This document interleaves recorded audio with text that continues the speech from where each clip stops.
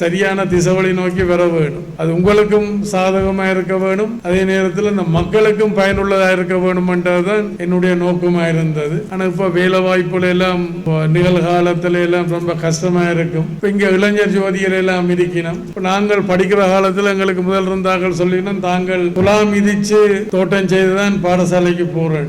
இது தோட்டம் செய்வது அப்ப இந்த இளைஞர் ஜோதிகளுக்கு அந்த காணிகளையும் பெற்றுக் கொடுத்து ஒரு முதலீட்டையும் பெற்றுக் கொடுத்தால் அது எங்கட மாவட்டத்திற்கு வளர்ச்சிக்கு மாத்திரமல்ல சம்பந்தப்பட்டவர்களுக்கும் அது ஒரு வருவாயை கொடுக்கும்.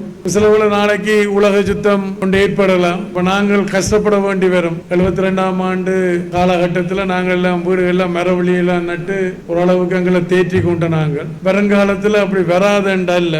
தோட்டங்களை எல்லாம் செய்ய விளக்கிட்டால் செய்யும் தொழிலே தெய்வம். என்னென்ன தொழில் அவர்களுக்கு ஆற்றல் இருக்கோ அந்த தொழில். அப்ப நான் காலையில் அங்கால வலிகாமம் வடக்குக்கு போயிட்டு வந்த நேரத்தில் நான் அதை பார்த்தேன்.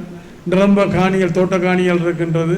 அப்போ இந்த இளைஞர் ஜோதிகளுக்கு கொடுத்தால் அவர்களுக்கு இன்னொரு நிரந்தரமான அல்லது ஒரு அரசு வேலை வாய்ப்பு கிடைக்க மட்டும் இதை அவர்கள் ஒரு தொழிலாக செய்து கொள்ளலாம்.